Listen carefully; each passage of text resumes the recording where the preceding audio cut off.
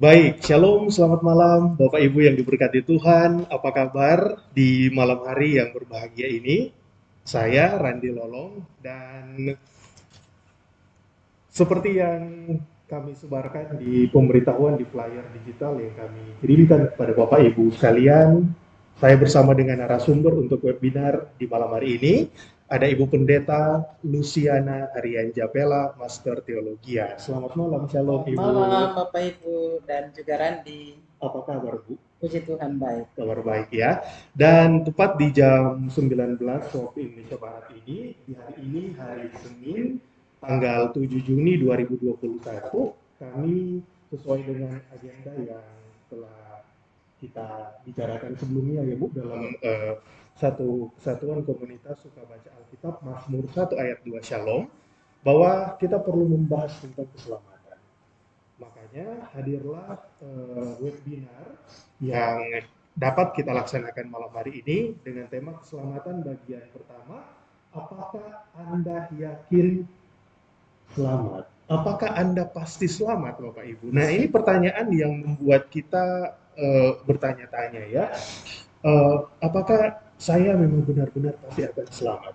1 tahun kita melewati masa COVID-19, 1 tahun lebih sampai hari ini ya Bu Pendeta, itu tidak mudah dan ketika kita bisa ada hari ini sebagaimana kita ada dan akan ada satu pertanyaan ketika nanti kita kembali kepada pencipta kita, apakah kita akan selamat dengan kita mengatakan bahwa oh saya adalah orang Kristen sejak lama, seperti itu ya Bu. Nah malam hari ini kita akan cari tahu memang keselamatan itu sudah Tuhan berikan kepada kita dengan cuma-cuma. Di Roma, di Efesus berkata seperti itu.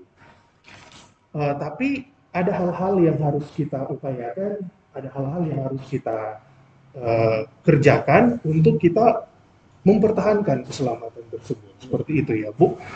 Nah itu akan dibahas kurang lebih 90 menit ke depan bersama dengan Ibu Pendeta di webinar kita malam hari ini. Dan sebelum kita lanjut dan kita akan buka di dalam doa tentunya, singkat saja Bu. Kenapa komunitas SBA ini dinamakan Suka Baca Alkitab? Kita berdoa dulu. Oke, Ya. baik. Mari kita berdoa. Segala puji syukur, hormat, kemuliaan hanya bagimu ya Bapa, karena Engkau begitu baik dalam kehidupan kami. Bapak Surgawi, saat ini kami akan memulaikan webinar kami yang akan membicarakan tentang keselamatan bagian pertama. Satu topik yang sangat menggelitik bagi kami, apakah saya yakin pasti selamat? Bapak Surgawi menyerahkan untuk webinar kami malam hari ini dalam tangan-Mu, memberkati Ibu Pendeta, Ibu Lucy, agar dapat menyampaikan kebenaran firman Tuhan hanya untuk hormat dan kemuliaan nama Tuhan sendiri. Berkati kami yang bertugas di malam hari ini, terlebih berkati saudara-saudari kami yang menyaksikan tayangan ini lewat Zoom meeting maupun channel YouTube yang ada. Terima kasih Bapak, kami serahkan untuk kegiatan kami malam hari ini di dalam tangan Tuhan, di dalam nama Tuhan Yesus Kristus, kekasih jiwa kami yang mengampuni semua kesalahan kami. Kami berdoa dan mengucap syukur. Amin. Amin. Nah, Bapak Ibu, tadi sebelum kita berdoa, ada satu pertanyaan, mengapa disebut suka baca Alkitab? Nah, Ibu Lucy adalah pembina SBA ini, Ibu akan menjelaskan kepada kita makna dibalik SBA suka baca Alkitab. Silakan. Ya, terima kasih Randy. Jadi suka baca Alkitab itu dasar teologisnya dari Mazmur 1 ayat 2 dikatakan, orang yang benar adalah orang yang kesukaannya akan Taurat Tuhan dan merenungkan Taurat itu siang dan malam. Jadi kenapa saya bikin grup itu namanya suka baca Alkitab? Artinya ya kalau suka silakan baca. Karena ada banyak orang Kristen yang juga tidak suka baca Alkitab, Randy. Iya. Jadi orang yang benar itu adalah orang yang bahagia dan yang mau baca Alkitab. Demikian, Randy. Jadi hanya yang suka. Karena banyak di grup itu masuk banyak, tapi ya mereka akan keluar dengan sendirinya. Tentu mereka tidak suka. Ya, tidak dipaksa. Jadi kategori orang benar adalah orang yang suka baca Alkitab dan merenungkan Taurat itu siang dan malam. Betul. Demikian. Seperti di Mazmur 1 ayat 2 ya. Mazmur 1 ayat 2. Dialah orang yang Kesukaannya kesukaannya merenungkan Taurat Tuhan siang dan malam. Seperti itu.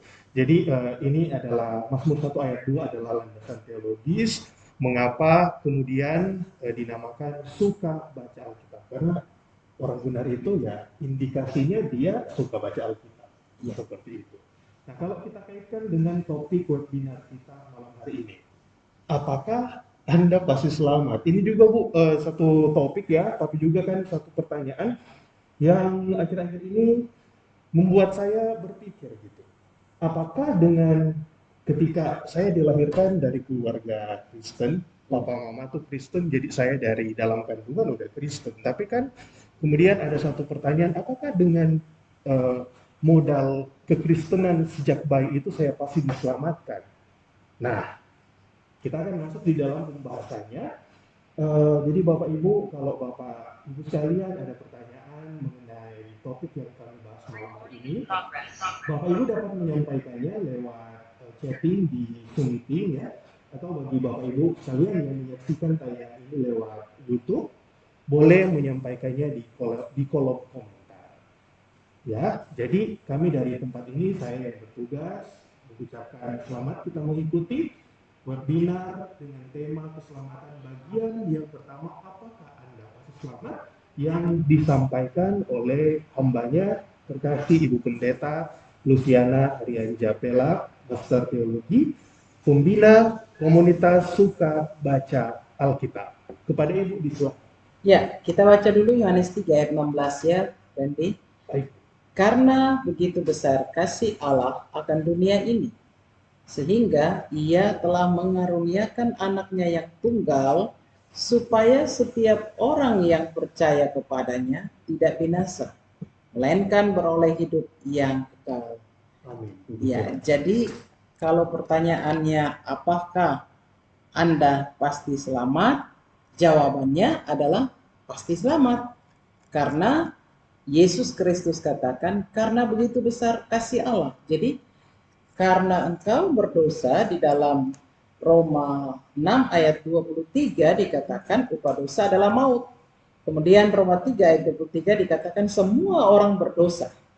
Kemudian di dalam kita mundur di kitab Kejadian dikatakan bahwa Adam jatuh di dalam dosa, Adam dan Hawa jatuh dalam dosa. Kemudian Kejadian 3 ayat 8 situ katakan langkah Allah datang ke Taman Eden.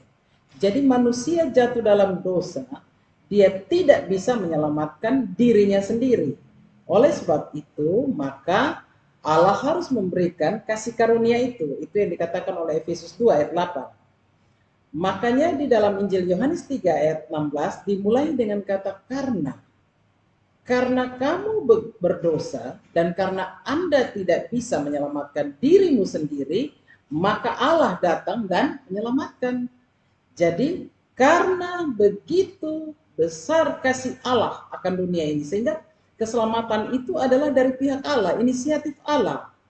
Keselamatan itu memang Tuhan Allah yang memberikan. Manusia tidak bisa menyelamatkan dirinya sendiri. Sehingga kalau ada pertanyaan apakah Anda pasti selamat? Ya pasti selamat dong. Karena keselamatan sudah ada di tangan. Ibaratnya keselamatan itu adalah seperti tiket. Seperti ini ya Randy ya, coba pegang ya. Ini adalah tiket untuk keselamatan. Tetapi keselamatan itu Anda harus jaga. Jaga dengan apa? Paulus membahasakan di dalam Filipi 2, dia katakan, kerjakanlah keselamatan itu. Filipi 2 ayat 12. Nah ini yang kadang-kadang orang Kristen kurang paham.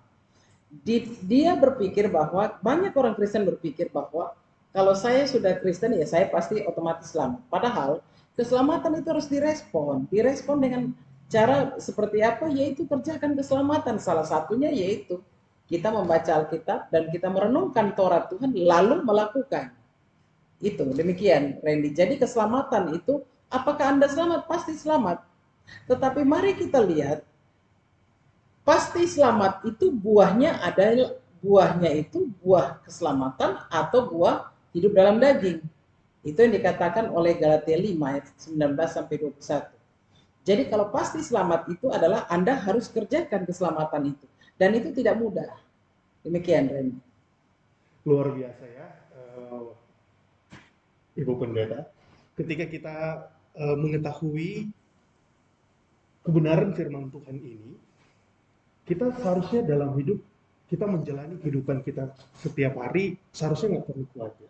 Nggak perlu khawatir. Karena kuncinya tiket itu, karcisnya itu udah di tangan kita, ya Bu. Iya. Tiket keselamatan itu udah di tangan kita, dikasih oleh Allah Bapa kita dengan cuma-cuma. Ya. Tentunya di dalam Tuhan Yesus Kristus. Dan lunas. Dan lunas. 1 Korintus 6 ayat 20. Di kayu salib. Ya, kamu telah dibayar lunas dengan darah Yesus Kristus. Oleh sebab itu muliakan Allah dengan tubuhmu. Nah, yang oleh sebab itu ini yang kadang umat warga gereja tidak mampu untuk menyatakan itu. Mereka hanya sampai di sini. Karena kamu telah dibayar lunas dengan darah Yesus Kristus. Oleh sebab itu muliakan Allah dengan tubuhmu. Nah, kata oleh sebab itu artinya responmu. Nah, ini yang kadang-kadang umat atau warga gereja kurang paham dan tidak mampu melakukannya. Demikian, Randy. Itu tadi ya. Jadi harus kita kerjakan keselamatan itu ya dengan ayat firman Tuhan tadi, muliakan Tuhan dengan tubuh kita. Nah, Ibu, bagaimana cara kita mengerjakan keselamatan? Memang tadi udah dikasih clue oleh Ibu Pendeta bahwa salah satunya ya memuliakan Tuhan dengan tubuh kita. Karena kita sadar tubuh kita ini adalah bait Allah. Jadi kita juga harus memancarkan bait Allah itu kepada yang lain. Seperti itu kan. Tapi di zaman yang modern seperti sekarang, Bu, apalagi 1 tahun lebih kita berjuang dengan COVID ya. Di awal tadi saya sempat menyebutkan pandemi COVID-19 ini tentunya banyak merubah sendi-sendi kehidupan kita. Ada begitu banyak, Bu, anggota jemaat ya, anggota gereja yang ketika sebelum COVID beliau begitu aktif di gereja, tapi ketika sekarang mereka harus hidup di dalam rumah, social distancing, akhirnya membuat mereka memang umurnya udah nggak muda lagi, tapi kelihatannya lebih tua gitu, makin beruban gitu, kayak nggak ada semangat hidup. Seharusnya kan kita harus di kondisi apapun kehidupan kita, kita harus mengupayakan keselamatan itu, mengerjakan keselamatan itu. Nah, ketika kita melihat realitas sekarang, COVID-19, bagaimana cara praktis kita untuk mengerjakan keselamatan yang Tuhan kasih buat kita itu? Iya, jadi begini, COVID boleh ada, pandemi boleh ada. Tetapi kasih karunia itu yang Efesus 2 ayat 8 membahasakan bahwa kasih karunia itu, keselamatan itu tidak boleh terganggu oleh situasi. Keselamatan itu ya dan amin. Jadi situasi apapun kita harus terus jalan. Contoh, bangsa Israel itu ketika dalam perjalanan keluar dari Mesir, dia berjalan, itu memang ada banyak bahaya. Padang gurun, banyak musuh dan juga kelaparan dan seterusnya. Tapi dia harus jalan. Dia nggak mungkin stop. Karena dia harus terus berjalan. Pandemi itu ada, tetapi kita harus terus berjalan. Berjalan di dalam iman percaya artinya setiap hari kita bangun hubungan kita dengan Allah di dalam persekutuan yang dikatakan kerjakanlah keselamatanmu, artinya saya nggak tidur-tiduran. Saya harus kerjakan keselamatan itu membangun hubungan saya dengan Tuhan di dalam persekutuan, membaca Alkitab, berdoa, dan juga bersekutu. Sekarang kan bersekutu itu tidak lagi di gereja, pada umumnya untuk yang usia indah, yang usia lanjut itu ya Zoom atau ibadah yang lain. Nah itu kan membangun persekutuan. Masa sampai Zoom aja nggak bisa ikut? Ini yang payah. Itu artinya iman kita mulai mengalami dehidrasi atau degradasi. Artinya mulai menipis. Karena apa? Karena pandemi ini jadi alasan. Padahal itu adalah padang gurun. Padang gurun yang harus kita jalani, padang gurun yang harus kita jalan karena kita tahu ada tiang awan, tiang api. Perlindungan dan pertolongan Tuhan itu nyata. Tidak ada alasan untuk kita tidak terus berjalan. Tidak jalan berarti nggak selamat. Kalau tidak jalan berarti nggak sampai ke tanah perjanjian. Jadi hujan, angin, badai, lapar, mana itu Tuhan kasih. Anda harus berjalan karena di depan itu ada tiang awan dan tiang api. Tidak boleh stop dan tidak ada alasan untuk berhenti di tempat atau jalan di tempat. Demikian, Randy. Baik, menarik sekali Bu Pendeta ya, pembahasan ini baru awal-awal gitu ya. Setidaknya dari pembahasan awal ini kita sudah mengetahui bahwa kita harus mengerjakan keselamatan yang kita dapat secara cuma-cuma itu, dan sebenarnya nggak ada alasan untuk kita tidak mengerjakan keselamatan itu sekalipun pandemi COVID-19 yang telah mempengaruhi berbagai segi kehidupan kita manusia seperti itu. Nah, ada satu pertanyaan, tapi sebelum saya menyampaikan pertanyaan ini, Bu, saya mau mengingatkan lagi kepada Bapak Ibu Saudara yang menyaksikan tayangan ini, dan mungkin ada pertanyaan pribadi dari Bapak Ibu Saudara sekalian, baik yang menyaksikan di Zoom Meeting ataupun di YouTube dengan channel Best of You Enterprise. Silakan Bapak Ibu sampaikan pertanyaannya di kolom komentar untuk yang di YouTube, ataupun bisa chatting di Zoom Meeting. Nanti ada sesi kita akan jawab pertanyaan-pertanyaan dari Bapak Ibu sekalian. Boleh disiapkan dari sekarang dan dikirimkan Bapak Ibu. Ibu Pendeta, sambil kita menanti ya, kita menanti pertanyaan-pertanyaan yang ada. Ini ada satu pertanyaan. Apakah ada keselamatan di luar Tuhan Yesus? Karena Ibu tahu sendiri latar belakang kita mengadakan webinar ini karena ada beberapa pertanyaan kan Bu? Iya. Ketika kita melakukan Zoom meeting beberapa waktu yang lalu, ketika Ibu Pendeta bertanya kepada peserta siapakah Tuhan Yesus, itu ada berbagai banyak jawaban, ada berbagai macam jawaban yang muncul dan akhirnya menggelitik hati Ibu Pendeta. Akhirnya coba kita bikin satu sesi tersendiri, kita bahas tentang keselamatan itu.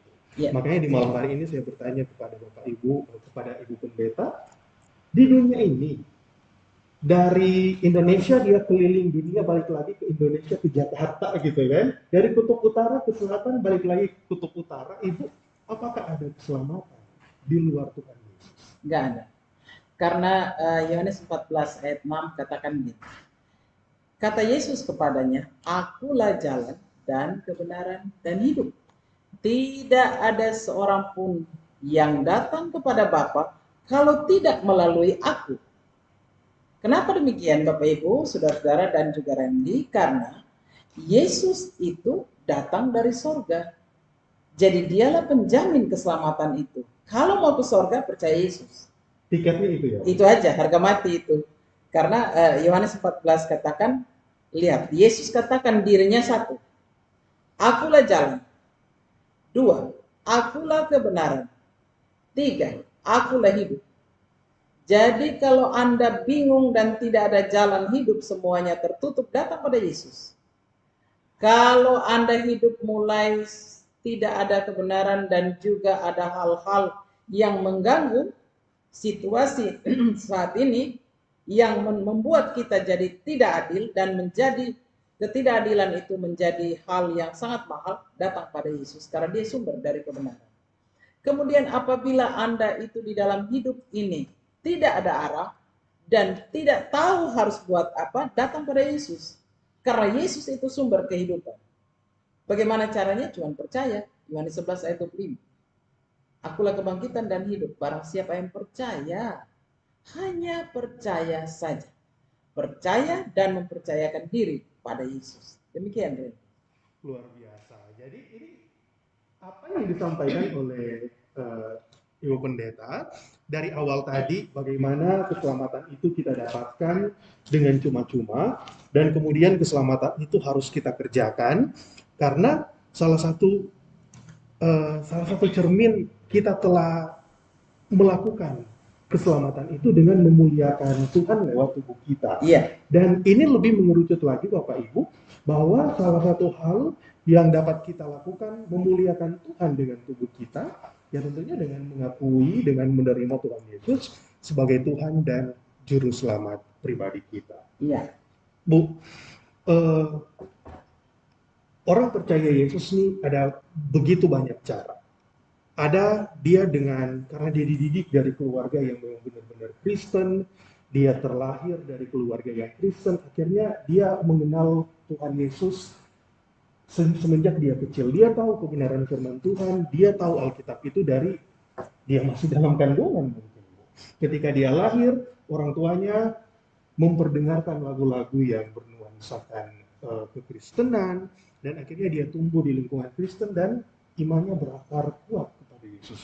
Tapi ada juga mereka yang ketika dia dewasa baru mengenal Tuhan, dan banyak kita temui kesaksian-kesaksian adalah sosok Yesus datang menghampirinya seperti itu.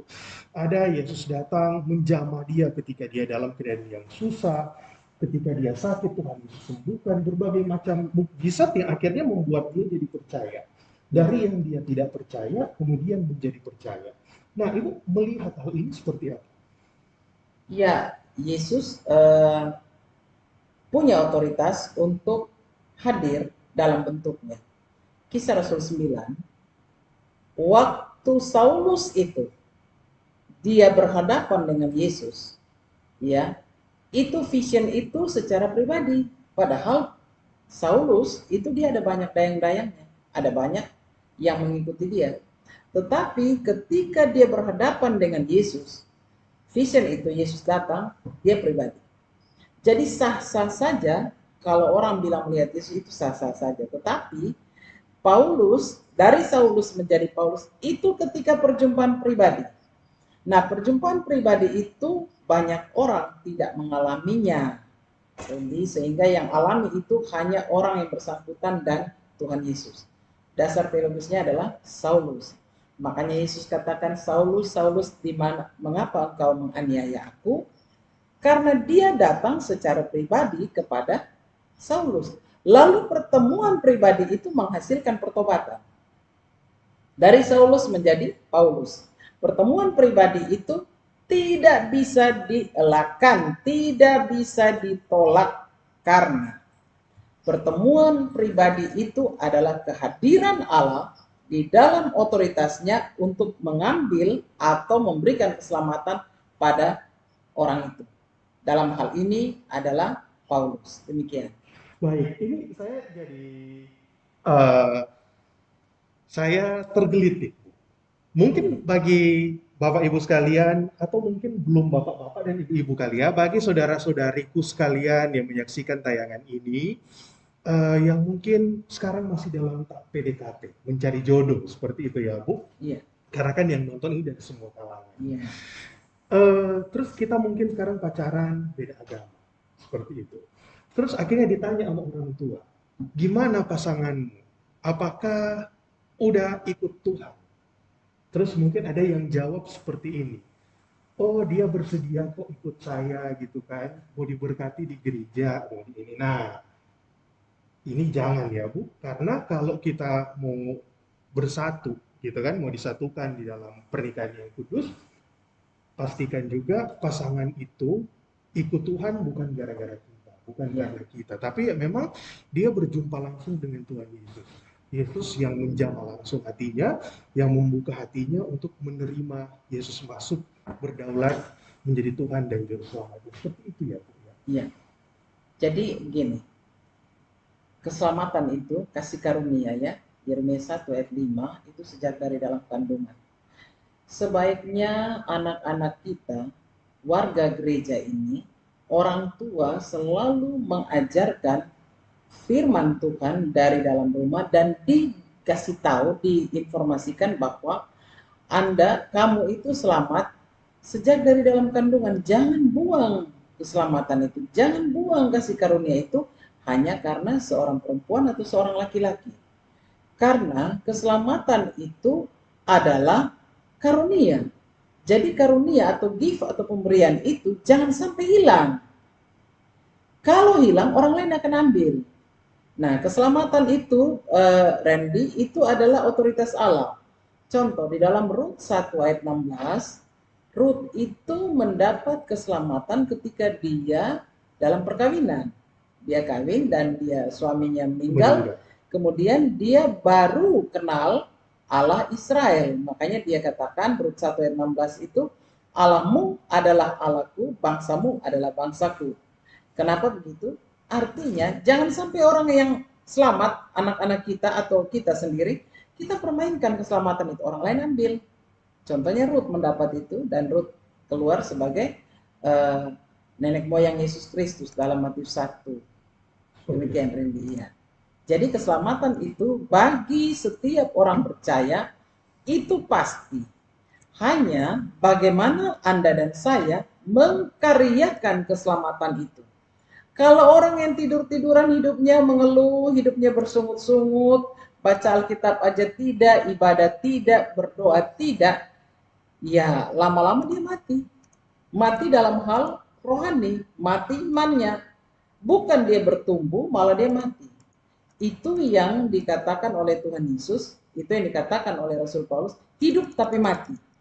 Artinya dia hidup, dia ada nafas, seperti kita yang hidup, tapi mati di dalam rohani. Demikian, Randy. Jadi tidak mudah. Apakah Anda pasti selamat? Pasti. Mana buktinya Anda pasti selamat? Buktinya apa? Buktinya adalah saya hidup di dalam roh. Saya hidup di dalam takut akan Tuhan. Saya mengkaryakan apa yang dikatakan dalam 1 Korintus 13 atau Galatia 5 ayat 22 sampai 23. Hidup yang dituntun oleh roh. Kalau tanpa hidup dituntun oleh roh, tidak mungkin bisa saya hidup kudus. 1 Petrus 1 ayat 18. Kudus, kuduslah kamu karena aku kudus. Jadi karena Allah itu kudus, Anda harus hidup kudus. Tidak mungkin Anda datang pada Allah yang kudus. Demikian, Randy. Oke, ini ada satu kata kunci baru lagi untuk kita mempertahankan mengerjakan keselamatan itu, yaitu hidup kudus. Iya. Tapi Bu, sebelum kita bahas tentang kekudusan ini, karena ini berkaitan penting ya, kita hidup kudus, tapi kita juga mengerjakan kebenaran firman Tuhan, itu adalah bentuk kita mempertahankan keselamatan itu. Tapi sebelum kita masuk ke kekudusan itu, kembali ke kisah Ruth tadi. Iya. Ketika Ruth dia mengikuti Naomi gitu kan, dan kemudian dia bertemu dengan Boaz, dan garis keturunan Yesus, Raja Daud ke Yesus. Nah, Raja Daud ini neneknya ini si Ruth, kakeknya Boaz, seperti itu ya. Nah, Ruth ini kan masuk ke dalam komunitas kasih karunia itu. Israel. Ya. Dia jadi orang Israel, gitu kan? Kan waktu Naomi bilang pulang Jongana, pergi Jongana, karena kita anak-anak semuanya meninggal, gitu kan? Balik jo pangandape bangsa. Tapi Ruth berkata ke Naomi, dia akan mengikuti kemana Naomi pergi. Ya. Nah, bagaimana dengan kita orang Kristen saat ini? Ada orang yang bilang gini, Bu, yang penting saya percaya Tuhan Yesus. Dalam hati saya percaya Yesus. Nggak perlu saya jadi Kristen. Atau kita mau selamat, kita percaya Yesus, tapi harus dikaryakan, maksudnya harus kita nyatakan dengan kita dibaptis, kita menjadi Kristen, atau seperti apa dia? Ya, baptis itu adalah perintah Yesus. Ia pergi jadikan seluruh bangsa muridku, Matius 28 ayat 19 sampai 20. Tetapi kalau bilang saya selamat terus kita tidak melakukan, itu yang Yakobus 2 ayat 14 sampai 26 katakan, iman tanpa perbuatan itu sia-sia. Percuma kalau beriman tapi tidak ada buahnya. Itu yang Matius 7 ayat 21 katakan, bukan yang berseru yang masuk surga, tapi yang melakukan. Jadi kata kuncinya adalah harus melakukan. Melakukan apa? Firman Tuhan. Dari mana? Dari Alkitab. Tidak mungkin Anda melakukan firman kalau tidak baca Alkitab. Karena Mazmur 119 ayat 105 katakan firmanmu adalah pelita dan terang bagi kakiku. Lah, yang baca aja sulit untuk mengingat dan melakukan, apalagi kalau nggak baca. Jadi harga mati kalau orang percaya Yesus itu dia harus membaca Alkitab supaya dia tahu apa maunya Tuhan. Maunya Tuhan itu adalah Matius 20 ayat 37, kasihilah Tuhan Allahmu dengan segenap hati, segenap jiwa, segenap akal budi. Udah itu. Hukum yang sama dengan itu adalah kasihilah sesama manusia. Dari mana dia tahu? Dari Alkitab. Kemudian dia akan mengaktualisasi itu dalam hidupnya. Itu menyatakan bahwa dia selamat. Kapan saja Tuhan Yesus panggil kita pasti selamat. Kenapa? Karena saya percaya dan saya melakukan. Saya percaya Tuhan Yesus adalah Tuhan dan Juru Selamatku. Satu-satunya jalan kebenaran dan hidup di dunia ini, Yohanes 14 ayat 6. Dan saya melakukan perintahnya. Perintahnya yang mana? Perintahnya di dalam firman Tuhan, yang mana Matius 20 ayat 37, 1 Korintus dan seterusnya. Dari mana saya tahu? Dari Alkitab.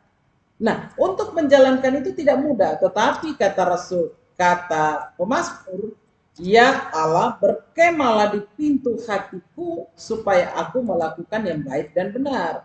Lalu Galatia 5 katakan, hidup yang dituntun oleh roh. Jadi setiap pagi berdoa, terima kasih Tuhan, hari yang baru Tuhan berikan bagiku.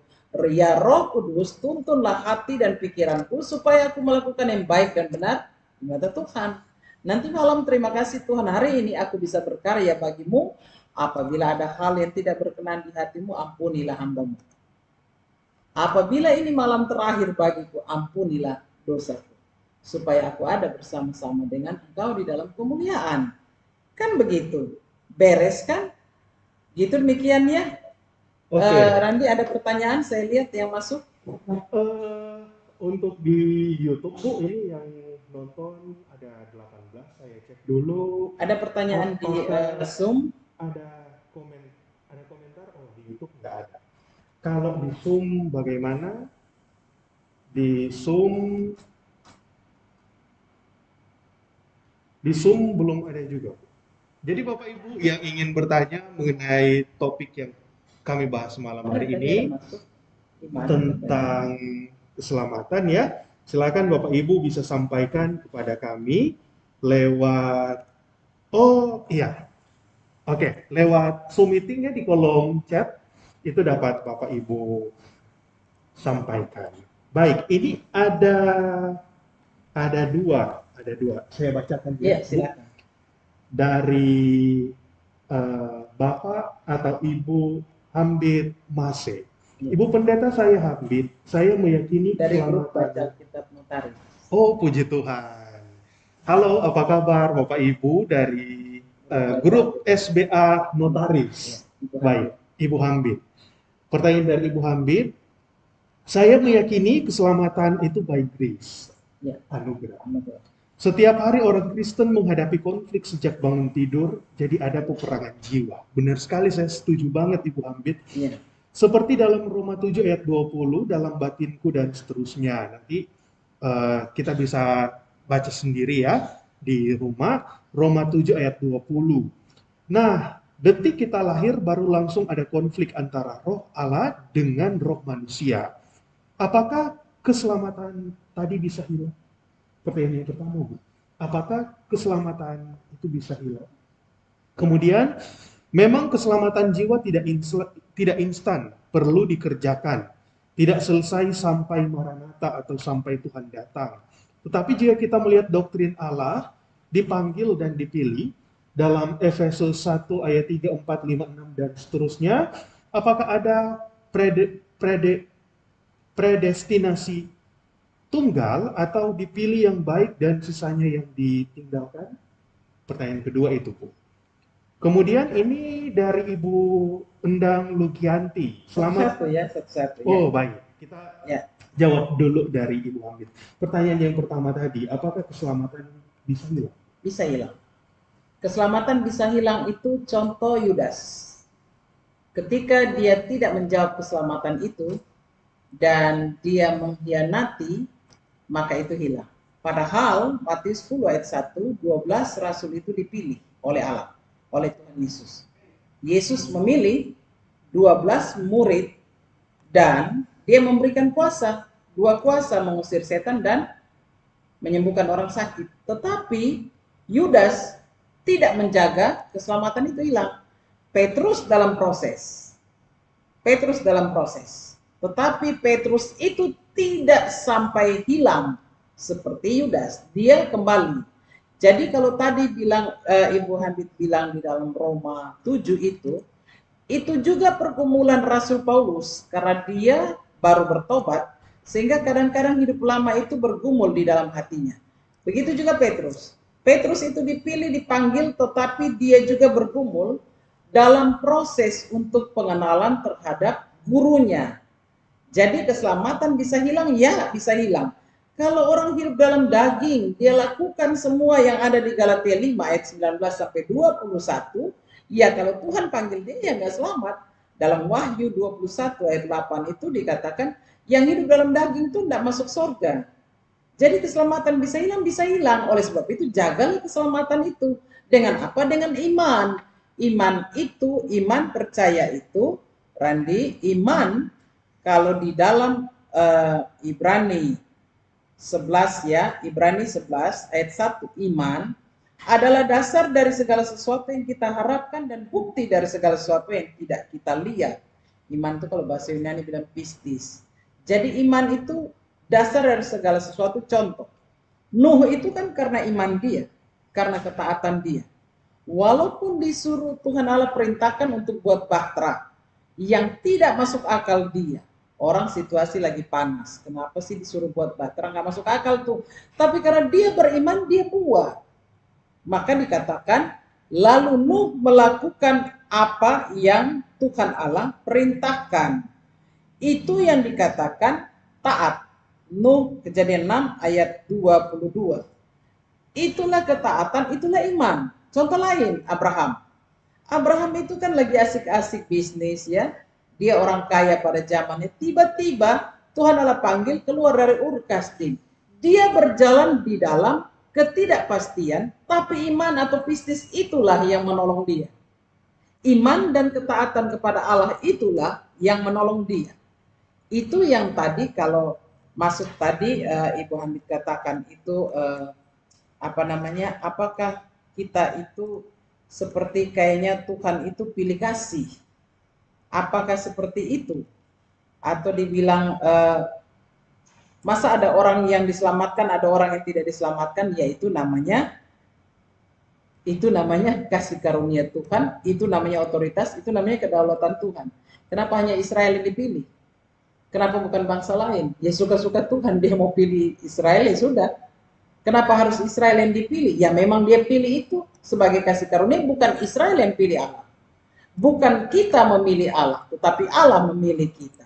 Sehingga keterpilihan itu, keselamatan itu harus dijaga dengan iman. Makanya Pak Yakobus katakan iman tanpa perbuatan adalah mati. Yakobus 2 ayat 14 sampai 26. Demikian Randy. Luar biasa. Jadi Ibu Hamid udah terjawab ya pertanyaan Ibu.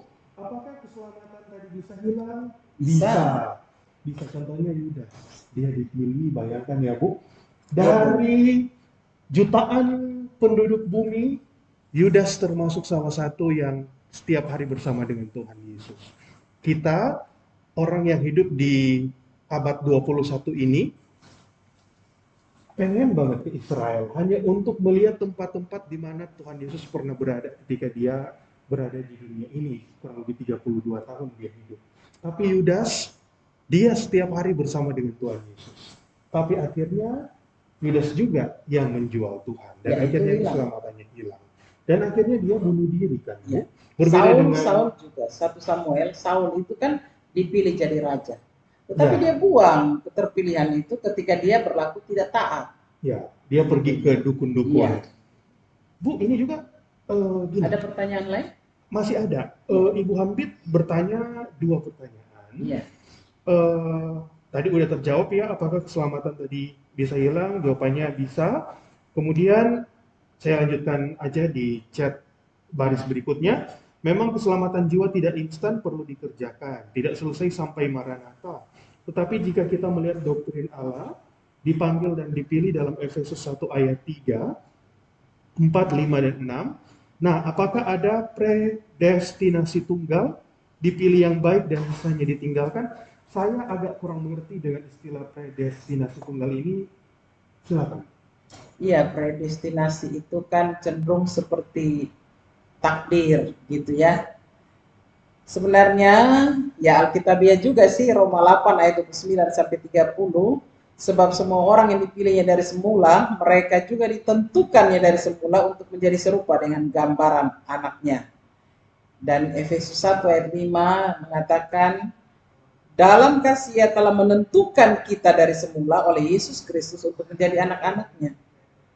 Jadi ya kalau mau dikatakan bahwa predestinasi bisa Alkitabiah karena dasar-dasar tadi Roma 8 ayat 9 sampai 30, bahwa kenapa sih Allah memilih bangsa Israel? Ya, karena kedaulatannya. Kenapa sih Tuhan Allah pilih Yakub, Abraham, Ishak, Yakub? Harusnya kan Abraham, Ishak, dan Esau. Ya, Kenapa sih pilih Yakub? Yaitu dia tadi predestinasi tunggal itu yang Roma berapa tuh? Roma tadi katakan itu ya. Roma 8 ayat 29 sampai 30. Allah menentukan orang-orang tertentu untuk menjadi sama dengan anaknya. Kemudian dia bilang lagi yang paling pas Roma 8 ayat 29. Sebab semua orang yang dipilihnya dari semula, mereka juga ditentukan dari semula untuk menjadi serupa. Jadi Allah memilih. Ya, kenapa yang lain diciptakan kalau memang Allah memilih? Yang lain itu diciptakan tetapi tidak dipilih. Ada Ishak, ada Ismail. Ishak dipilih dan diberkati, Ismail hanya diberkati. Diberkati karena dia dibuang, Hagar dan Ismail, tapi dia dikasih minum. Ada air, artinya ada kehidupan. Tetapi dia tidak dipilih, dia tidak dipilih. Ismail itu tidak dipilih, yang dijanjikan itu adalah Ishak. Ini yang dibilang predestinasi tunggal.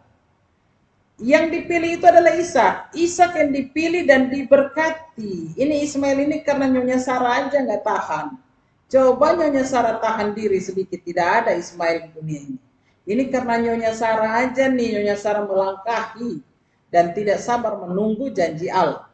Demikian. Jadi Israel itu, Ishak itu dipilih, harusnya Esau menurut adat mereka.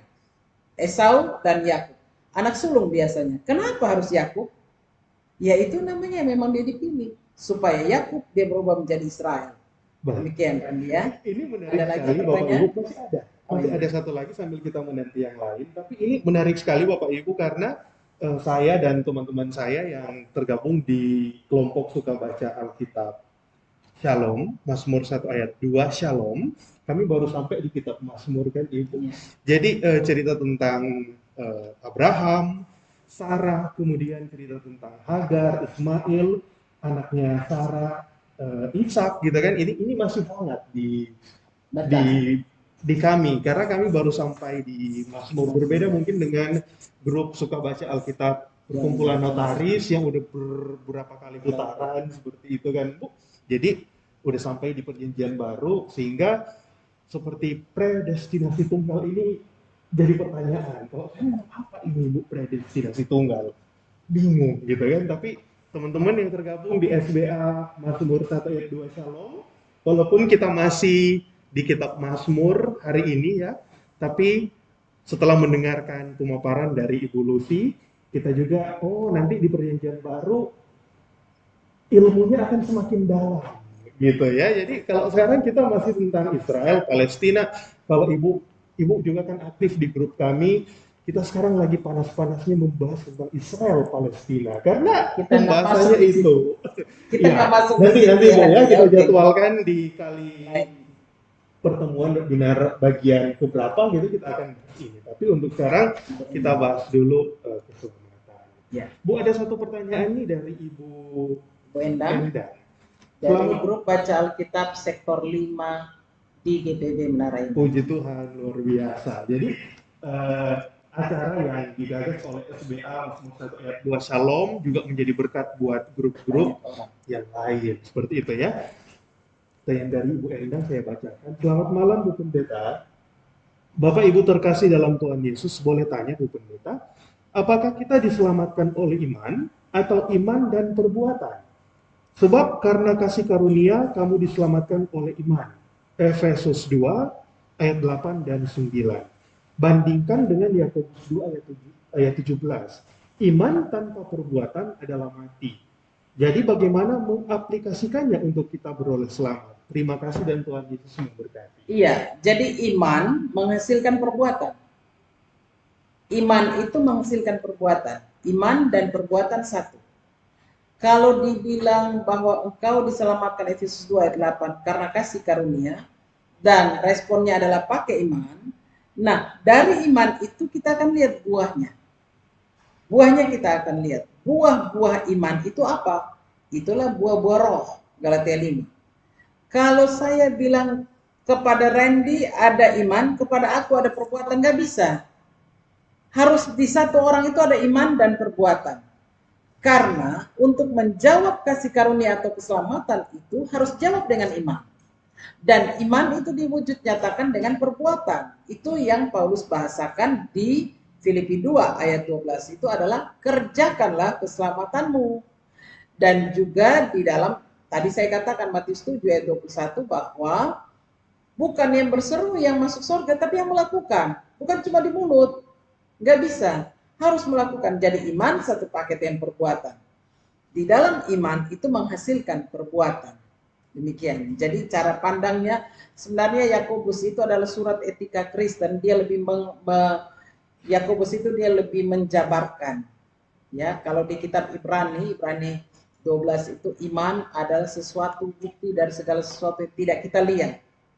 Jadi beriman atau pistis atau pisteo itu adalah menggantungkan harapan pada Tuhan yang tidak kita lihat. Nah itu iman. Artinya saya bergantung pada Tuhan Allah yang saya nggak bisa lihat dengan kasat mata saya. Tetapi saya bisa percaya dengan iman. Makanya Matius 7 ayat 21 katakan, percaya Tuhan itu dengan hati, jiwa, dan akal budi. Demikian Randy. Luar biasa. Jadi ini apa yang disampaikan oleh Ibu Pendeta tadi, kalau saya menyimak ya dari awal tadi, Bu, ini semuanya berkaitan. Begitu juga dengan pertanyaan yang saya sampaikan tadi, apakah untuk kita mendapatkan keselamatan itu walaupun kita percaya Yesus, tapi kita juga harus jadi orang Kristen kalau dia percaya bukan di luar orang Kristen. Apakah harus dibaptis jadi Kristen baru kita diselamatkan? Nah, apa yang disampaikan oleh Ibu Pendeta tadi, bahwa iman dan perbuatan itu adalah satu paket, tidak bisa dipisah-pisahkan.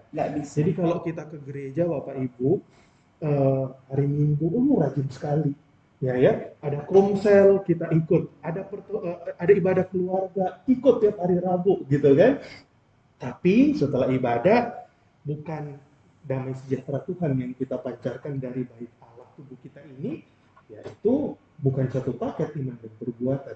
Iya, makanya iman dan perbuatan itu adalah bahwa kita harus menjaga hubungan intim kita akrab dengan Tuhan Allah. Itu yang Kejadian 6 ayat 9, Nuh itu membangun hubungan intim juga seperti Ayub. Situasi dalam sangat mengerikan penderitaan itu dia tetap ada di hadirat Allah. Nah itu yang harus, kalau kita tidak membangun hubungan akrab, hubungan intim dengan Yesus Kristus sebagai kekasih jiwa, sebagai juru selamat, maka iman itu dia lama-lama akan tergerus. Tapi kalau kita membangun pergaulan akrab dengan Allah, maka iman itu dari hari ke hari dia akan bertambah. Bahkan Galatia 5 katakan hidup yang dituntun oleh roh. Jadi roh Allah lah yang akan menuntun Anda dan saya untuk mengingatkan hari ini belum baca Alkitab. Di dalam kesibukan, aduh hari ini belum sempat baca Alkitab. Aduh utang dulu deh Tuhan. Saya sering katakan pada anak muda, kalau Anda berutang baca Alkitab, coba Anda tahan napas dulu deh 5 menit atau 10 menit. Bisa nggak utang? Tuhan Allah nggak pernah utang pada kita. 1 Korintus 6 ayat 10, 20. Kamu telah dibayar lunas loh. Tapi kita membayar kasih karunia itu dengan utang-utang. Utangnya udah banyak. Tapi Tuhan tidak pernah beranjak dari kasih setia karena karakter dia itu maha mulia, maha suci, maha kudus, dan juga setia dengan janjinya. Demikian Randy ya. Luar biasa ya Bu. Masih ada. Masih banyak Bu. Ini rupanya pertanyaannya ramai di Zoom. Oh iya, silakan. Di YouTube kami juga masih membuka pertanyaan, ada 17 orang yang menonton ya. Saya yakin setelah tayangan ini dipublikasikan di YouTube, viewersnya akan naik. Amin. Jadi kalaupun ada pertanyaan susulan, mungkin besok atau lusa atau kapanpun ada pertanyaan di YouTube, akan saya sampaikan. Dan mungkin kita bisa jawab di bagian kedua keselamatan ini ya Bu. Silakan di Zoom. Tapi untuk sekarang kita baca dulu yang di Zoom meeting sambil kita masih menanti pertanyaan-pertanyaan yang lainnya. Oke, sebelum saya bacakan pertanyaan, ada masukan Bu buat saya, suaranya kadang tidak jelas. Terima kasih Ibu Heli, teman saya di SBA Mazmur 1 ayat 2. Shalom.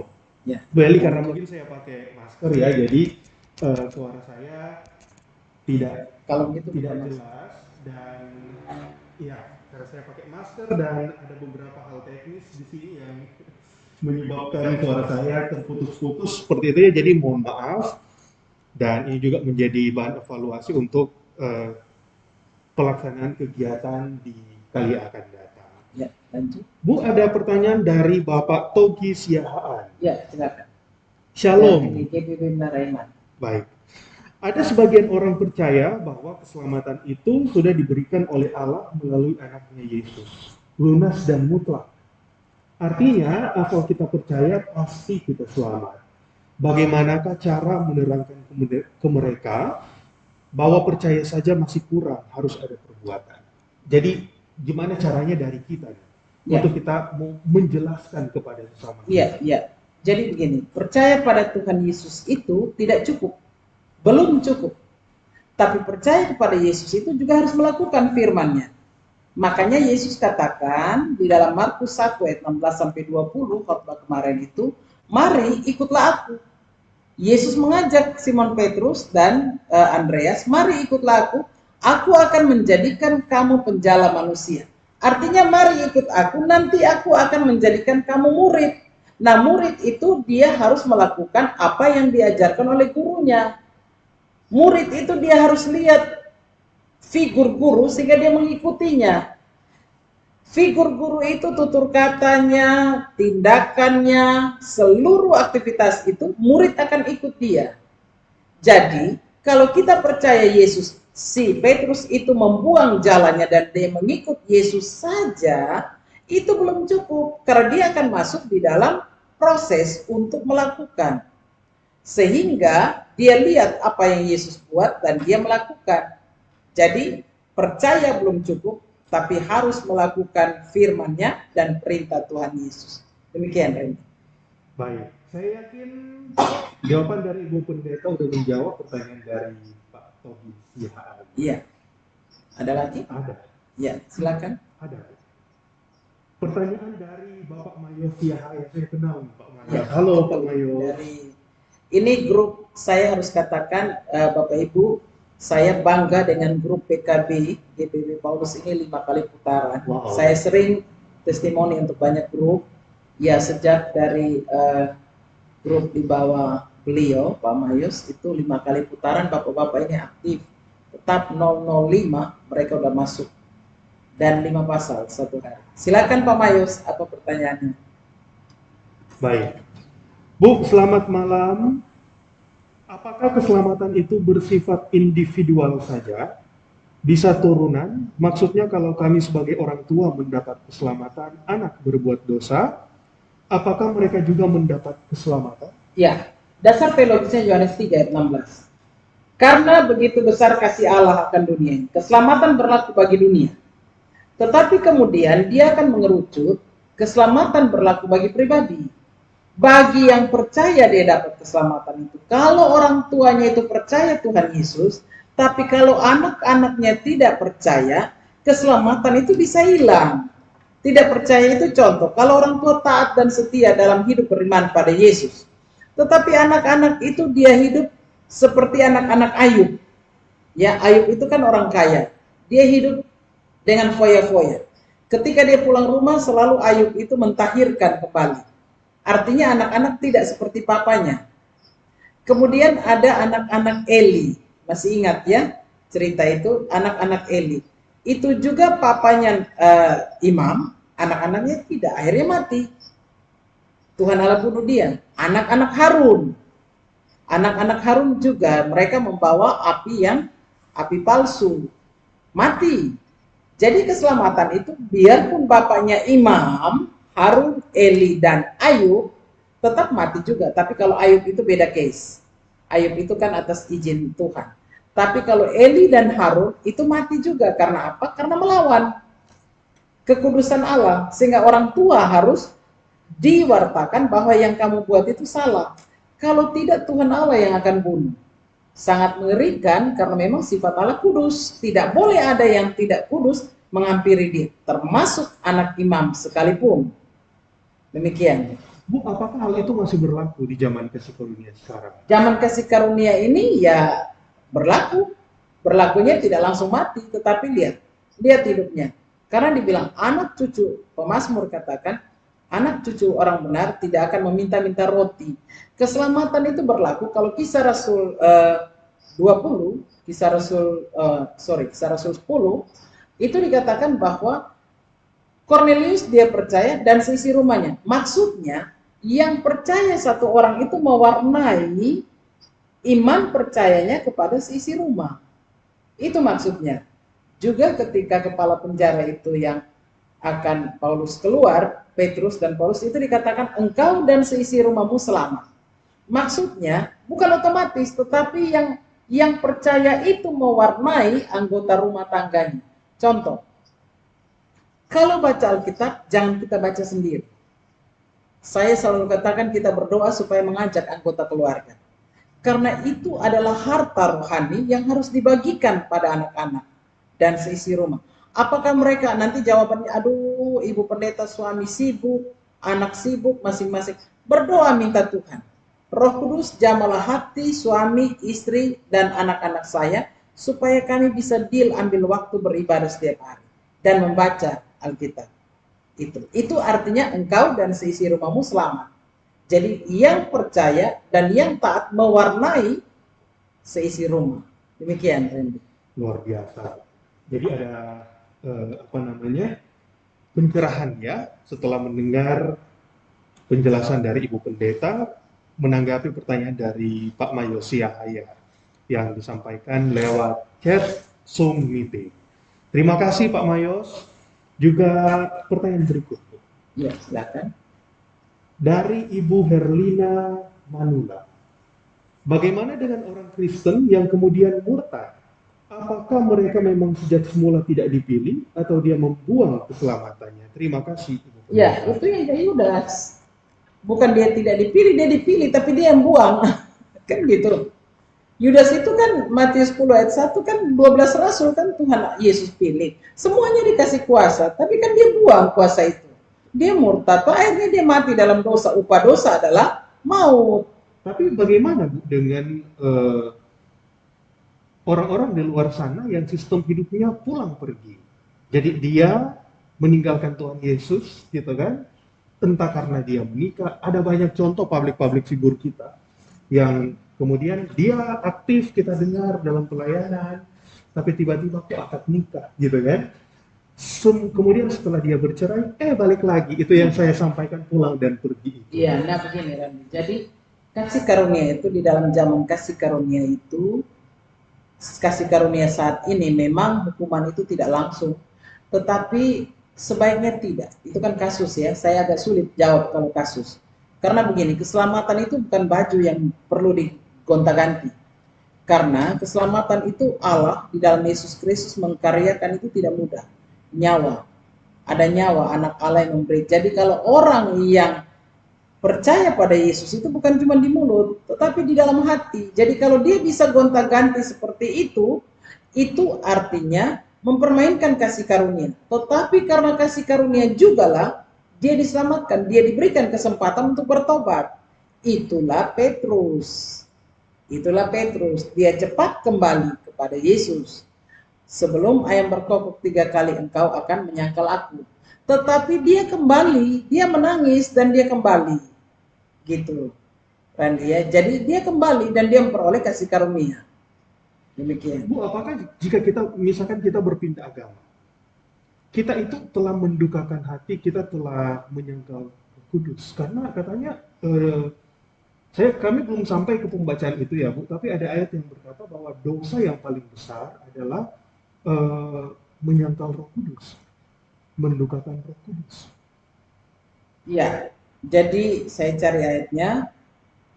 Kalau mendukakan Roh Kudus itu, apakah konteksnya sama seperti enggak, beda. Jadi ketika Matius 22 ayat 22, Matius 12 ayat 22 sampai 37 dan Lukas 11 ayat 14 sampai 23, ketika Yesus itu melakukan mujizat, orang-orang Farisi itu menuduh Yesus dengan katakan bahwa kuasa dalam diri dia itu adalah penghulu setan. Jadi Yesus dituduh sebagai penghulu setan yang mengkaryakan kuasa dan mujizat itu. Itu yang namanya Yesus lalu marah dan Yesus katakan mendukakan atau menghujat Roh Kudus, dosa tidak diampuni. Gitu. Jadi kalau sudah tahu bahwa ini kuasa Yesus tapi dia katakan itu adalah kuasa setan, penghulu setan. Nah, itu yang Yesus katakan mendukakan Roh Kudus. Ada juga kemarin kami bahas di grup baca Alkitab Notaris. Jadi mendukakan Roh Kudus zaman ini, contoh, kita di dalam kehidupan kita ini, kita lihat ada kuasa pada hamba Tuhan yang menyembuhkan orang sakit, atau yang dengan kuasa otoritas Tuhan dia berkuasa menyatakan firman. Oleh orang-orang lain yang dikuasai oleh si kuasa si jahat katakan bahwa pendeta itu dukun atau pendeta itu melakukan dengan kuasa setan. Itu menghujat roh Allah yang ada di dalam diri dari hambanya. Demikian. Jadi konteksnya berbeda ya. Berbeda ya, berbeda. Oke. Kalau pada saat itu memang Yesus marah banget karena mereka menuduh bahwa segala mujizat yang Yesus lakukan itu penghulu setan, yaitu Beelzebul itu. Tadi saya baca itu di dalam Injil Lukas dan Matius ya. Matius 12 ayat 22 sampai 37 dan Lukas 11 ayat 14 sampai 23. Demikian. Oke. Jadi saya teringat Bapak Ibu cerita tentang bangsa Israel ya di kitab Keluaran, mohon maaf, mulai dari Keluaran, Imamat, Bilangan, Ulangan sampai di Tawarik, bahwa di situ kan ada berkat dan kutuk ya Bu ya. Jadi ketika orang Israel ini beralih daripada Tuhan, mereka mulai hidup apa kata mereka gitu kan, mereka mengikuti Allah-Allah bangsa-bangsa lain gitu kan, mereka pergi meninggalkan Tuhan. Nah, di situ kutuk berlaku. Ya. Tapi ketika mereka mengingat kembali Tuhan yang membebaskan mereka dari tanah Mesir, mereka kembali berseru kepada nama Tuhan, di situ berkat Tuhan kembali nyata bagi bangsa Israel. Itu pun mungkin sama seperti kita ya, yang hidup di zaman kasih karunia ini. Jadi ketika kita mau mengakui semua perbuatan kita mau janji pada Tuhan untuk hidup sesuai dengan apa yang Tuhan perintahkan, dan disitulah berkat ada bagi kita semua. Ya, Ulangan 11 ayat 26. Saya baca ya, Ulangan 11 ayat 26. Lihatlah aku memperhadapkan kepadamu pada hari ini berkat dan kutuk. Jadi setiap hari, Ulangan 11 ayat 26 itu Tuhan Allah katakan setiap hari diperhadapkan kepada kalian umat Israel berkat atau kutuk. Pilih yang mana? Berkat atau kutuk. Kepada kita juga setiap hari ada berkat atau kutuk. Mana yang kita pilih? Jangan sampai salah pilih. Nah, untuk memilih berkat atau kutuk ini kita harus minta hikmat dari Tuhan. Supaya Tuhan Yesus, hari ini saya mau ambil keputusan yang ini. Tolong ya Roh Kudus, berikanlah hikmat supaya aku tidak salah pilih, karena engkau roh hikmat, engkau yang melihat hari-hari depanku. Nah, itu baru kita ambil keputusan, pasti nggak salah pilih. Baik. Demikian ya, Randy ya. Baik. Bu, ini ada chattingan dari Ibu Endang Lugianti. Jadi iman itu akarnya, perbuatan itu buahnya. Demikian yang saya pahami. Terima kasih Bu Lucy atas penjelasan. Sama-sama. Ada pertanyaan dari rekan satu grup saya, Ibu Heli Haspers. Ibu Heli bertanya, Ibu yang kami kasihi, kalau di Perjanjian Lama, sejak Adam dan Hawa jatuh ke dalam dosa, manusia terpisah dari Allah. Karena dosa Adam dan Hawa, kita menjadi orang berdosa. Keselamatan apakah secara otomatis saat lahir atau harus lewat pertobatan dari dosa baru diselamatkan? Jadi pertanyaan dari Ibu Heli, apakah keselamatan ini udah otomatis sejak lahir atau kita harus bertobat dari dosa dulu baru kita dikatakan diselamatkan? Itu pertanyaan pertama, mungkin dijawab dulu. Itu dulu ya. Jadi keselamatan itu kalau di Perjanjian Lama Allah memilih bangsa Israel bukan karena dia bangsa yang besar, bukan karena dia bangsa yang baik, enggak. Tetapi Allah memilih itu karena kasih karunia. Itu yang dikatakan Efesus 2 ayat 8.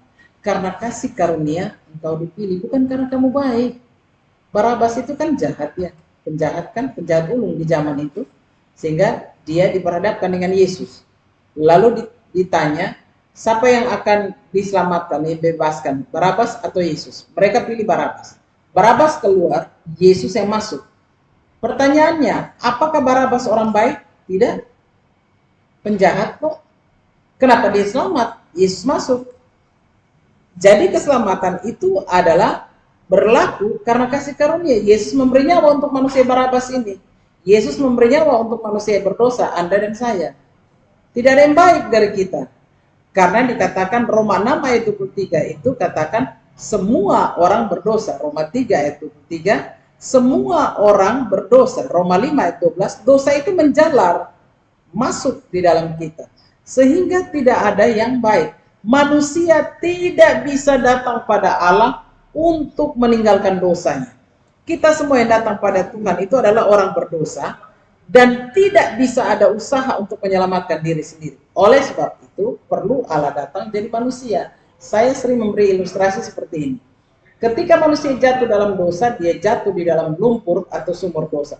Dia tidak bisa naik dengan tangga amal kebaikan atau gini. Untuk naik ke sumur itu kembali ke atas, tidak bisa. Oleh sebab itu Allah yang harus datang di dalam lumpur dosa itu menjadi manusia sehingga harganya adalah mati. Itu yang dinamakan kasih karunia. Allah datang dalam bentuk Yesus Kristus manusia dan manusia ini, Yesus mengangkat manusia yang dari lumpur dosa ini keluar ke atas. Gitu loh. Itu yang namanya kasih karunia. Gak ada yang baik dari kita. Gak ada yang baik. Tapi kasih karunia, oleh sebab itu saya katakan respon kasih karunia keselamatan itu di dalam ketaatan dan kesetiaan sampai mati. Filipi 2 ayat 4 sampai 8. Demikian Randy.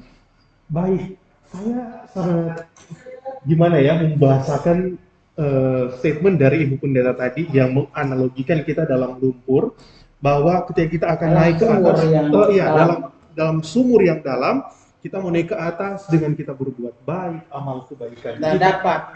Bisa. Tangga amal, tangga baik, tidak dapat. Tetap Anda akan jatuh. Kasih karunia itu yang menyelamatkan. Allah yang datang ke dalam dosa itu. Nah, dasar teologis lain di dalam kitab Kejadian 3, ya, kitab Kejadian dikatakan bahwa Allah yang datang, Kejadian 3 ayat 8, langkah Allah datang ke Taman Eden. Jadi di dalam iman Kristen, Allah yang datang pada manusia berdosa. Di agama lain, manusia berdosa cari Allah. Itu beda. Beda banget. Kejadian 3 ayat 8, lalu langkah Allah datang ke Taman Eden ketika Adam dan Hawa jatuh dalam dosa. Kemudian, Kejadian 3 ayat 9 sampai 10, di situ si Adam mendengar suara Allah. Adam, di manakah engkau? Artinya ada dialog antara Allah Maha Suci dengan manusia yang berdosa. Tidak ada teologi itu di agama apapun di dunia ini. Makanya berbahagialah Anda dan saya menjadi orang yang percaya Yesus. Itu yang dikatakan Immanuel, Allah menjadi manusia kan. Jadi Allah, waktu Allah datang Kejadian 3 ayat 8 itu datang ke Taman Eden, padahal perintahnya kan bilang jangan makan. Tapi begitu Allah datang di Taman Eden, ketakutanlah manusia berdosa ini. Makanya orang kalau berbuat dosa pasti dia takut. Pasti dia takut. Kenapa? Karena roh Allah yang ada dalam diri dia itu menuduh dia. Kejadian 3 ayat 9 dan 10. Disitulah ada dialog orang berdosa dan Allah. Dialog. Di manakah engkau? Aku di sini Tuhan, tapi aku telanjang. Nah, lalu Tuhan Allah mulai membuat pakaian kulit binatang. Di situ saja sudah ada nyawa. Kalau buat dengan pakaian kulit binatang, artinya ada binatang yang mati. Untuk dia bisa datang pada Allah harus ada nyawa, yaitu kulit binatang lalu disematkan kepada dia. Tapi harga yang dibayar adalah keluar dari Taman Eden. Demikian ya, Randy ya. Luar biasa ya. Jadi kalau di ajaran yang lain kita yang harus manusia berdosa datang pada Allah yang Maha Suci. Di iman Kristen Allah Maha Suci datang pada manusia berdosa. Luar biasa. Itu ya. Yang teologi katakan teologi pengosongan diri atau kenosis, Filipi 2 ayat 5 sampai 8. Luar biasa Bapak Ibu Saudara. Jadi karena kita yang menyaksikan tayangan ini, webinar ini adalah anggota dari komunitas Suka Baca Alkitab, kita harus berbahagia. Karena ketika Ibu Pendeta sama seperti saya mengajak untuk bergabung di SBA ini udah 2 tahun yang lalu ya Bu. Ya. Kami baru merespon awal tahun ini. Nah, saya berbahagia malam hari ini karena saya bisa mengenal kebenaran itu dengan membaca Alkitab setiap hari secara pribadi. Nah, Bapak Ibu yang lain seperti Pak Mayos yang udah 5 kali putaran baca Alkitab, Bersama grup luar biasa. iya pasti ada sukacita yang luar biasa. Begitupun dengan Bapak Ibu yang bergabung dalam grup suka baca Alkitab Menara Iman. Menara Iman sektor 5, 5 kali putaran. Wow, luar biasa. Dan Bapak Ibu Beberapa sektor notaris lain. seperti itu. Dan Notaris baru 1 kali. kami baru mau menuju. Ibu doakan ya supaya kami tetap semangat. Ada lagi Ada, pertanyaan? masih ada Ibu. Berapa banyak? Ibu Heli tadi baru satu kan yang Iya, terjawab. satunya lagi. Kemudian kalau orang Kristen tapi hidup jauh dari Tuhan masih terus berbuat dosa, tiba-tiba rest in peace. Tiba-tiba rest in peace. Apakah akan tetap mendapat keselamatan? Enggak lah Ibu. Itu Karena sama seperti Yudas tadi ya. iya, karena gini, Galatia 5 kita baca ya. Galatia 5 ayat 19 sampai 21. Galatia 5 kita baca ya. Apa kata Galatia 5 ayat 16 sampai 21. Galatia 5 ayat 16 Ya, sampai 21. 21 Saya ya. bacakan ya, Bu. Nah, yang ini aja. Ayat 21 bagian B ya, saya baca ya, Rani, Oke, maaf baik, ya. Bu, baik. Barang siapa melakukan hal-hal demikian, ia tidak akan mendapat bagian dalam kerajaan Allah. Hal-hal yang mana? Yang hidup dalam daging itu? Saya bacakan. Ya, silakan. Ayat 19. Perbuatan daging telah nyata yaitu percabulan, kecemaran, hawa nafsu, penyembahan berhala, sihir, perseteruan.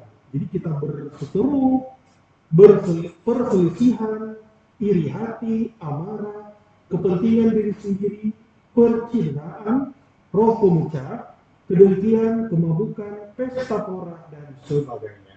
Terhadap semuanya itu, ku peringatkan kamu, seperti yang telah kubuat dahulu, bahwa barang siapa melakukan hal-hal demikian, ia tidak akan mendapat bagian dalam kerajaan Allah. Jelaskan. Kemudian ini hidup sederhana aja. Jadi sambung lagi di Wahyu 21. Saya baca Wahyu 21 ayat 8. Tetapi orang-orang penakut, orang-orang yang tidak percaya, orang-orang keji, orang-orang pembunuh, orang-orang sundal, tukang-tukang sihir, penyembah-penyembah berhala, dan semua pendusta, mereka akan mendapat bagian mereka di dalam lautan yang menyala-nyala oleh api dan belerang. Inilah kematian yang kedua. Jelas ya? Dan jadi tidak ada yang bisa masuk ke dalam kemuliaan Allah walaupun dia telah dibayar lunas, tapi dia main-main dengan kasih karunia, maka itu hilang. Jadi tidak mudah Anda dan saya diselamatkan oleh nyawa anak Allah, tetapi harus bertanggungjawabkan itu. Makanya jangan hidup dalam daging, karena hidup dalam daging tidak mendapat bagian dalam kerajaan Allah. Demikian Randy. Ada lagi kita kejar lagi? Kita tutup aja ya Bu pertanyaannya, karena sekarang masih ada satu. Masih ada satu, dan karena ini udah jam 20.13, 15 menit lagi pertemuan kita di malam hari ini. Untuk itu pertanyaannya mungkin boleh disampaikan di grup masing-masing ya, di grup suka baca Alkitab masing-masing. Nanti Ibu akan menjawabnya, atau mungkin boleh ditampung dulu di YouTube ya. Nanti kami rangkum untuk kami sampaikan kepada Ibu Pendeta. Tapi pertanyaan yang terakhir disampaikan oleh Bapak Beni P. Pak Beni. Selamat malam Ibu Pendeta. Israel adalah bangsa yang terpilih untuk diselamatkan. Ya. Tapi sampai saat ini masih mengalami pergumulannya atau terus berkonflik. Apakah ini bagian proses untuk keselamatan tersebut? Atau ada kaitan dengan sikap nenek moyang bangsa Israel yang dulu yang terkenal dengan kekeras kepalaannya bacaan perjanjian lama? Ya, yang kedua itu. Alasan yang kedua, keras kepalanya itu. Dan bangsa Israel itu dipilih, tetapi saat ini juga ada informasi itu orang Kristen hanya 2%. Mereka kenapa tidak menerima dan tidak percaya Yesus? Karena mereka katakan bahwa kebenaran itu mereka terima dengan logika. Padahal harus dengan hati, jiwa, dan akal budi menurut mereka. Itu kan Yusuf, anaknya Yusuf. Masa dia bilang dia anak Allah sih? Makanya ada tanggapan orang katakan, manusia kok jadi Allah? Bukan manusia jadi Allah, Allah yang jadi manusia. Manusia nggak bisa jadi Allah, Allah bisa jadi manusia. Nah itu yang Israel tidak bisa terima karena mereka mendekati kebenaran itu, memahami kebenaran itu dengan logika. Padahal di dalam Injil Matius 22 ayat 37 itu logika itu atau akal budi itu di bagian ketiga. Harus hati dulu, jiwa baru akal budi. Nah Israel terimanya dengan logika. Makanya Yesus bilang, rombak bait Allah ini dan aku akan membangunnya dalam tempo 3 hari. Ya nggak masuk akal. Masa bait Allah yang Salomo buat ini berpuluh tahun kok mau dirombak terus 3 hari? Maksud Yesus rombak bait Allah ini 3 hari akan dibangun, maksudnya dirinya, dia akan mati hari ketiga bangkit. Nah itu mereka nggak paham. Kenapa? Makanya Yesus bilang kepada mereka tuh ada selumbar di mata. Tidak bisa. Kitalah yang menerima kasih karunia itu, kitalah yang berbahagia. Kata Yesus kepada Thomas, berbahagialah orang yang tidak melihat namun percaya. Jadi Israel ada di situ, dia tidak terima Yesus, kitalah yang berbahagia. Kitalah menjadi umat-umat anak-anak Allah yang diselamatkan. Kenapa mereka tidak terima? Karena pakai akal budi. Makanya saya katakan, baca Alkitab jangan pakai akal duluan, nanti tutup itu Alkitab, apalagi perjanjian lama. Harus baca itu bergumul, tanya Tuhan ini maksudnya apa. Jadi harus pakai hati, pakai jiwa, baru akal budi. Supaya apa? Supaya kita tahu, oh iya itu maksudnya. Satu kali baca akan beda dengan bacaan kedua. Akan beda dengan bacaan di putaran 3. Coba tanya aja kepada Pak Mayus dan teman-teman. 5 kali baca dan akan lain yang keluar itu. Karena terus begitulah kaya firman Tuhan atau bacaan Alkitab itu. Demikian, Randy. Luar biasa. Jadi ini orang Israel, dia akan diselamatkan dengan satu kata kunci. Dia percaya Yesus sebagai Tuhan dan Juru Selamat. Persoalannya dia tidak percaya. Dia tahu kan Yesus di Bethlehem, anaknya Daud kan, anak keturunan Daud kan, bapaknya kan tukang kayu atau tukang bangunan. Masa bilang dia anak Allah? Tapi sedikit saja Bu, nanti kita jadwalkan untuk kegiatan serupa seperti malam hari ini untuk membahas hal ini. Apakah konflik di tanah perjanjian itu akan terus ada sampai Tuhan Yesus datang? Saya nggak tahu. Saya nggak bisa jawab itu. Nanti kita jawab di lainnya karena konflik itu kan masalah politik. Baik. Kalau menjawab dari sisi Alkitab nanti nggak cocok. Jadi yang pasti kalau lihat urut ke belakang lagi, rancangan Tuhan itu baik adanya, ya. Semua rancangan Tuhan baik, mulai dari Taman Eden dikatakan semua baik adanya. Yang bikin tidak baik itu dosa dan manusia. Coba Nyonya Sarah tahan sedikit, nggak ada Ismail. Kan, gitu kan? Ya, kalau mundur ke belakang, kalau mundur ke belakang, maka itu secara teologi saya jawab. Tapi kalau secara politik saya nggak bisa jawab.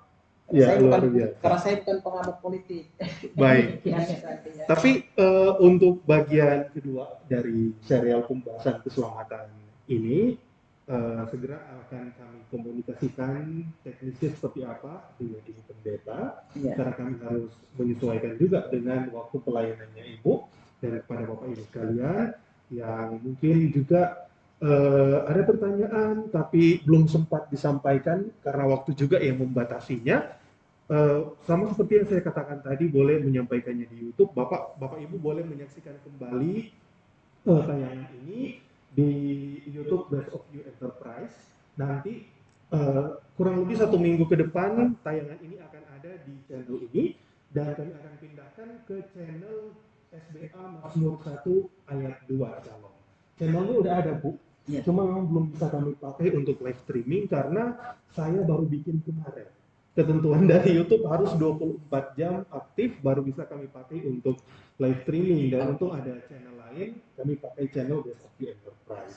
Dan untuk bagian pertama ini akan kami pindahkan ke channel SBA Mazmur 1 ayat 2 Shalom.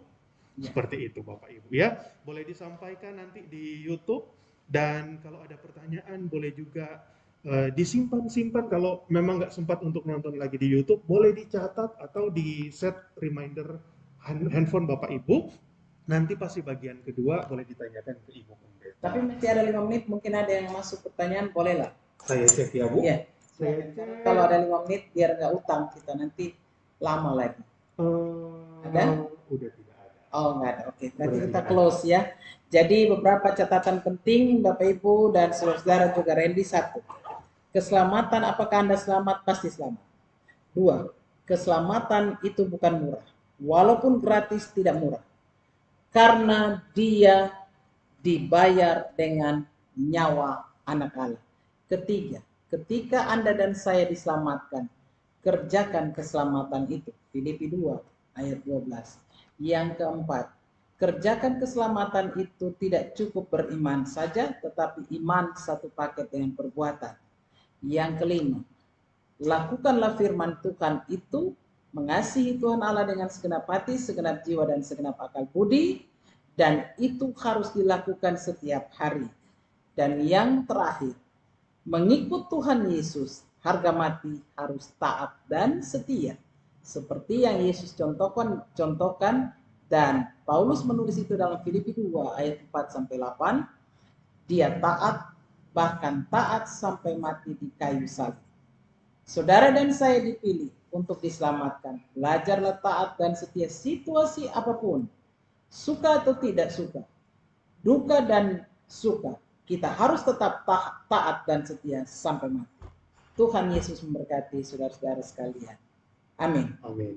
Bapak Ibu, nanti Ibu Lucy akan menutup perjumpaan kita di hari ini, webinar keselamatan bagian pertama. Apakah Anda pasti selamat? Jawabannya iya, kita pasti selamat.